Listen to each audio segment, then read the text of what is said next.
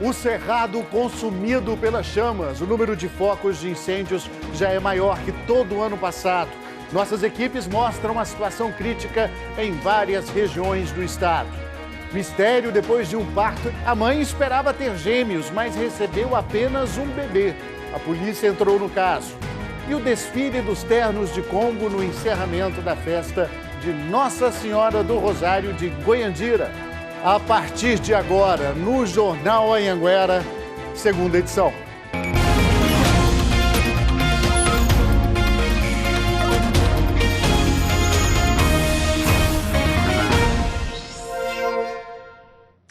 Muito boa noite para você. Agora 7h18. Estamos ao vivo com as principais notícias da sua cidade e da sua região.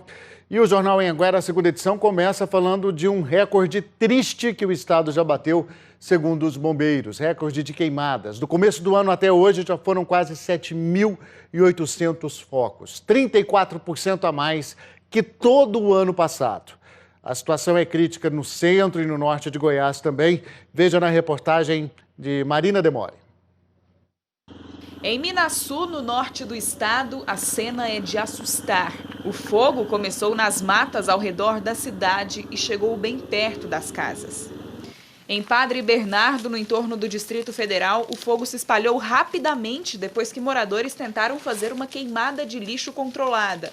Mais de 2.000 hectares foram atingidos. As chamas só foram controladas depois de 2 dias de trabalho dos bombeiros. Essa outra queimada, que também pode ter sido causada pela ação humana, atingiu mais de 7 milhões de metros quadrados em Anápolis, uma área correspondente a mais de 1.000 campos de futebol. Do alto dava para ver a dimensão do incêndio. No desespero, moradores da zona rural que corriam risco usaram até mesmo pequenos baldes para tentar evitar que a destruição fosse ainda maior. A única coisa que nós estamos tentando salvar é as casas, porque o resto é só Deus para pôr as mãos, não tem mais jeito não. O incêndio começou no sábado e hoje foi possível ver o rastro de destruição. Pastagens inteiras e áreas de preservação ambiental que foram consumidas pelas chamas. Em alguns pontos, focos do incêndio que insistia em continuar. E muita fumaça. Aqui nesse ponto o fogo chegou durante a madrugada. O pessoal estava tentando apagar ali agora, mas desistiu, porque ele está vindo com muita força por conta do vento e chegando cada vez mais perto aqui da sede da fazenda. Uma situação bem preocupante. Se passar para lá, você nem vai fazer, que tá cheio de vaca, cavalo. O fogo também atingiu uma área próxima ao reservatório do Ribeirão João Leite, em Goiânia, durante a madrugada. A capital amanheceu cinza, coberta de fumaça. Mais de 1.000 hectares foram queimados. A situação era ainda pior às margens da BR-153. Por conta da fumaça, motoristas tiveram que redobrar a atenção. Situação preocupante também no sul e sudoeste de Goiás. Nossas equipes acompanharam o desespero das pessoas que tentavam salvar o que tinham na propriedade. Nessa propriedade aqui de Itumbiara, o fogo que veio de um canavial acabou atingindo essa área aqui de plantação. Esse trator foi completamente destruído pelo fogo. O proprietário ainda tentou apagar as chamas, mas acabou ficando ferido. Eu tentei com o extintor, aí teve uma pequena explosão, me atingiu meu braço, meu rosto, minhas orelhas, o meu cabelo. Na propriedade, nesta segunda-feira, dava para ver focos de incêndio no município de Bom Jesus.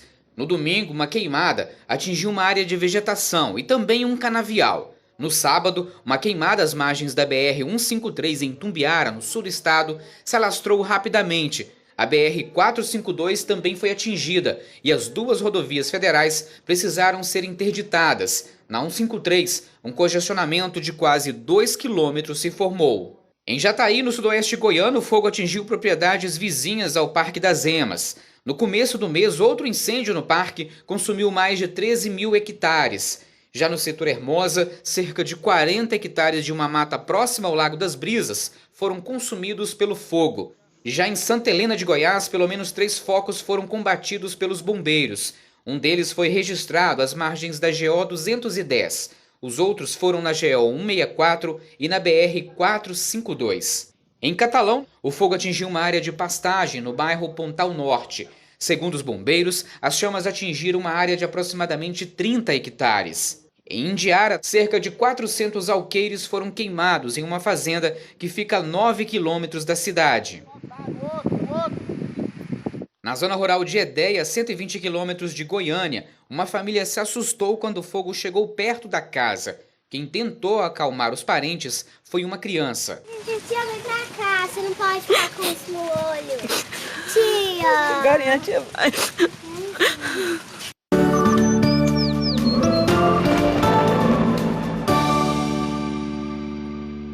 Nessa terça-feira, a temperatura fica perto dos 40 graus em todo o estado. Situação de emergência por causa do tempo seco amanhã. A umidade cai para 11% no oeste de Goiás. Em Porangatu, tempo muito seco e calor de 40 graus. Rio Verde e Itumbiara, máxima de 37. E em Lusiânia, 34 graus. A gente vai te falar agora, te mostrar uma história que parece de novela e que aconteceu em Quirinópolis, no sudoeste goiano. Exames comprovaram que uma mulher grávida esperava gêmeos. Mas o hospital onde o parto foi feito diz que só nasceu um bebê. A família está desesperada. A ultrassom feita depois das 14 semanas de gestação mostra os dados dos 2 bebês. O feto 1, por exemplo, estava pesando 1,390 kg. E o feto 2, 1,368 kg. 2 crianças mexendo, os 2 chutando. Formava até a cabecinha dos 2 na minha barriga. Quando chegou a hora do parto, a Aline foi para esse hospital público no sudoeste do estado. Ela conta que entrou para o centro cirúrgico sozinha e que foi sedada. Só acordou quando já estava no quarto. No dia do parto, Erivaldo recebeu do hospital 2 declarações de nascidos vivos. Uma declaração, inclusive, consta que o bebê é branco. Na outra, que o bebê é pardo. Só que o hospital entregou apenas uma criança para o casal. E agora eles querem saber, cadê o outro bebê? Não é, Erivaldo? Positivo, né? A gente quer encontrar o outro irmãozinho dele. Porque se do começo até o final do ultrassom marcou 2, nós estamos esperando o outro bebê. O casal registrou o boletim de ocorrência e contratou uma advogada. Se for preciso, nós vamos pedir perícia nessas imagens de ultrassom. Oficiamos o Hospital Municipal solicitando cópia de tudo, prontuário, cópias de exames, anotações da mãe, da criança e também cópia das filmagens das câmeras de segurança do hospital, corredores. No quartinho montado para receber os bebês, tudo está em dobro. Carrinho, berço, roupinhas. O casal agora espera que esse mistério seja desvendado logo. Desespero aí da mãe, né? A direção do hospital, Antônio Martins da Costa, reconhece que o ultrassom mostrava 2 bebês, mas disse que no parto só nasceu um. Disse que vai ajudar nas investigações. Sobre as 2 declarações de nascidos vivos, a Secretaria de Saúde disse que foi um erro de um enfermeiro que não sabia que já tinha sido feita uma declaração e resolveu fazer outra. Sobre o possível erro no ultrassom, a Prefeitura disse que espera a investigação da polícia. De qualquer forma, vamos acompanhando aí esse mistério e a investigação da polícia. E uma mãe denuncia o descaso, a negligência no atendimento à filha dela na rede de saúde pública de Anápolis. A jovem teve uma infecção generalizada. Por causa da demora no atendimento, a mãe decidiu pagar por uma cirurgia com medo da saúde dela piorar ainda mais. No vídeo gravado pela tia da Ana Carolina, a adolescente de 16 anos grita de dor enquanto o médico reclama da paciente. Para de gritar. Se não tem jeito de examinar, não. Vamos parar com isso aí. O atendimento foi feito no dia 5 de setembro na UPA de Anápolis. Ana Carolina tinha sido socorrida às pressas com uma forte cólica renal. O médico, super sem educação, ele gritou com ela, mandou ela calar a boca. Falou para ela que ela não estava sentindo aquela dor. A Ana Carolina voltou para a UPA no dia seguinte com fortes dores e acabou sendo encaminhada para o Hospital Municipal de Anápolis. Lá ela passou 2 dias até descobrir que estava com uma infecção generalizada. Desesperada e depois de uma orientação médica, a mãe decidiu trazer a filha para o Hospital Evangélico e arcar com o alto custo de uma cirurgia não esperada. Depois da cirurgia, o SUS passou a pagar os custos da internação no hospital. Mas a mãe ainda ficou com uma conta de R$ 13.928 referentes à cirurgia e outros atendimentos. Deste valor, ela conseguiu pagar apenas R$ 5.800. Inconformada, Ana Cláudia acha que se o primeiro atendimento tivesse sido correto, a situação não teria chegado a esse ponto. Minha filha merecia ser tratada igual um ser humano. Igual um ser humano. Talvez ela não teria ido para uma UTI, tá passando o que ela tá, não. A Secretaria de Saúde de Anápolis disse que a paciente estava na lista para ser transferida do Hospital Municipal e fazer a cirurgia, mas a família que não quis esperar e que retirou a jovem da unidade sem alta médica. Agora, sobre a conduta do médico, foi aberta uma sindicância, uma apuração aí para investigar os fatos. Vou falar agora de um protesto que teve na frente do presídio de Planaltina de Goiás. Lembrando que para onde foram transferidos os 200 presos considerados perigosos de facção criminosas na semana passada. A gente vai até Lusiânia falar com Giliardi Freitas. Oi, Giliardi, boa noite para você. Teve até confusão na frente do presídio. Uma boa noite para você, Luciano. Boa noite para todo mundo que acompanha a gente. É isso mesmo, cerca de 50 pessoas foram para a frente do presídio de Planaltina de Goiás questionar por que foi suspensa a visita de familiares e também dos advogados desses presos. A Diretoria-Geral de Administração Penitenciária explicou que esse é um procedimento normal, que os presos precisam passar por um processo de adaptação, mas que as visitas voltam a acontecer normalmente a partir do dia 30. E teve confusão dentro da unidade já no final de semana. É que os presos dormem em camas que são feitas de concreto. O que eles fizeram? Começaram a quebrar esse concreto e jogar o concreto nos corredores da unidade. 2 celas foram danificadas. Uma força policial foi chamada para conter esses presos e eles foram contidos. A gente lembra que esse presídio ele foi recentemente inaugurado, no começo do mês. Inclusive, esses 200 presos foram transferidos para lá na semana passada num grande comboio que reuniu aí muitas forças policiais. Só para a gente encerrar, Luciano, a Diretoria-Geral de Administração Penitenciária diz que vai investigar esse quebra-quebra lá dentro para descobrir quem é que fez isso e por quê. É com você. Obrigado, Giliardi. A gente acompanhou essa transferência, todas as forças de segurança envolvidas aí até a chegada, então, desses presos. E agora a gente acompanha também essa situação. Muito obrigado. Bom trabalho. E olha, a partir de hoje está suspensa a lei que obriga as aulas práticas para quem for pilotar aquelas cinquentinhas, sabe? As motos de baixa cilindrada, muito comuns nas cidades. E tem outras mudanças também neste processo para tirar a carteira, a CNH. Sobre esse assunto, eu vou conversar ao vivo com Marcos Gouveia, que está lá em Jataí. Oi, Marcos, muito boa noite para você. Como é que fica, hein, com essa mudança? Boa noite, Luciano. Boa noite a todos. A resolução do Conselho Nacional de Trânsito, publicada em julho, passa a valer a partir de hoje. Ela estabelece que o uso do simulador não é mais obrigatório. Na verdade, ele já era facultativo aqui para Goiás por causa de uma portaria do Detran, mas agora essa portaria tinha sido publicada em julho, Mas a medida agora da resolução vai valer então para todo o país.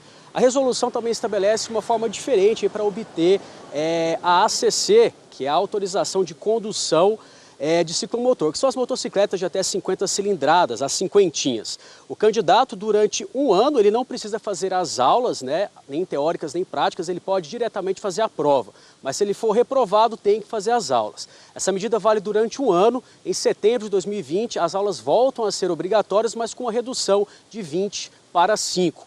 E a resolução também estabelece mudanças na quantidade de aulas práticas para a categoria de carro, reduzido de 25 para 20. E tanto na categoria carro quanto moto, as aulas noturnas agora são reduzidas apenas para uma aula. Então são algumas mudanças que a gente tem que ficar muito atento e é essa questão do simulador que agora é de uso facultativo para todo o país. Volto com você, Luciano. Obrigado, Marcos. Agora, 7h31, a gente vai para um rápido intervalo e a seguir a Polícia Civil faz uma perícia em Rio Verde, onde um motociclista morreu num acidente aí na Avenida Presidente Vargas. E o encerramento da festa de Nossa Senhora do Rosário, em Goiânia.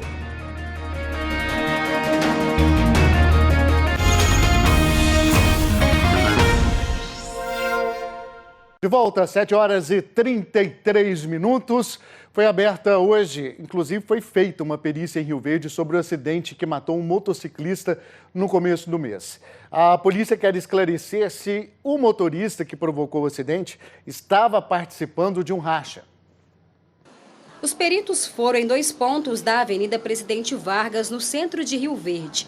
Eles demarcaram o local do acidente e fizeram medições.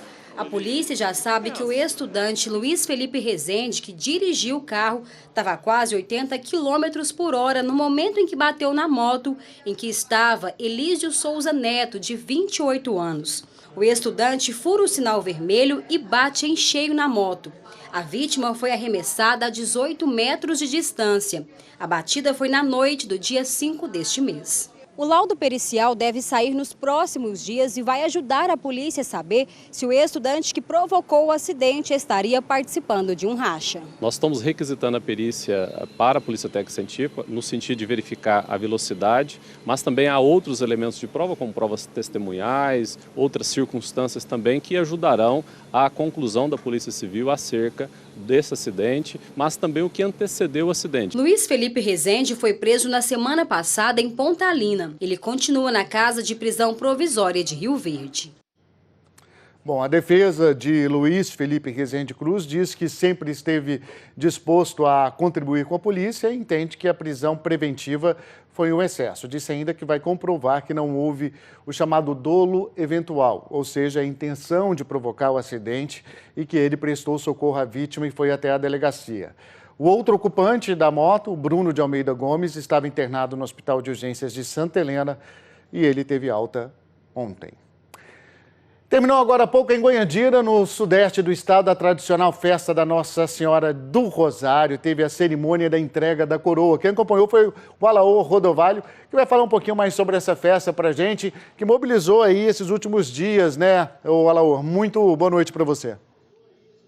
Boa noite, Luciano. Boa noite para todos. Olha, agora no fim da tarde, 7 ternos com cerca de 300 dançadores de Congo participaram de um dos rituais mais importantes da festa, que é a entrega da coroa aos novos festeiros. Você vê imagens aí e são justamente os novos festeiros que dão aquela revitalizada na festa ano após ano. A festa terminou hoje, foram 11 dias de homenagens a 3 santos: Nossa Senhora do Rosário, Santa Efigênia e São Benedito. Mas no começo da tarde, a comunidade de Goiandira participou de uma missa que marcou o encerramento da festa. Depois, muita gente acompanhou o desfile dos ternos de Congo pelas ruas da cidade, não é? E acompanhou também a cerimônia da entrega da coroa. E desta vez, Luciano, a festa do Rosário de Goiandira completou 48 anos. Veja só, lembrando que na nossa região uma outra importante festa vai ser realizada agora no início do mês que vem, em outubro, que são as Congadas de Catalão, uma das maiores do Brasil. Luciano. Uma das mais tradicionais do país, né? Muito obrigado, Alaor. A gente segue com notícias aí do Sudeste, porque teve uma verdadeira operação de salvamento para retirar uma vaca que foi acabar dentro de um bueiro em Catalão, no Sudeste. Ela estava pastando, gente, num lote baldio, acabou caindo aí no bueiro. Os moradores chamaram os bombeiros, deu um trabalhão danado, mas os bombeiros conseguiram resgatar a vaca, que foi devolvida ao dono. Hora da nossa tradicional imagem do dia, que hoje é de assustar qualquer um. Imagina você ir no supermercado, comprar alface e quando abrir a sacola encontrar, ó, uma cobra. Isso aconteceu em Goianésia. Uma moradora encontrou uma jararaca escondida no meio das folhas de alface. Os bombeiros foram chamados, fizeram ali o resgate, né, da cobra, e eles pedem que as pessoas fiquem atentas, porque com o calor os animais acabam se escondendo em lugares mais úmidos. Graças a Deus não aconteceu nada de mais grave. E a gente vai terminando por aqui, sempre se despedindo de você, agradecendo e desejando uma boa noite hoje com imagens de Lusiânia. Até amanhã.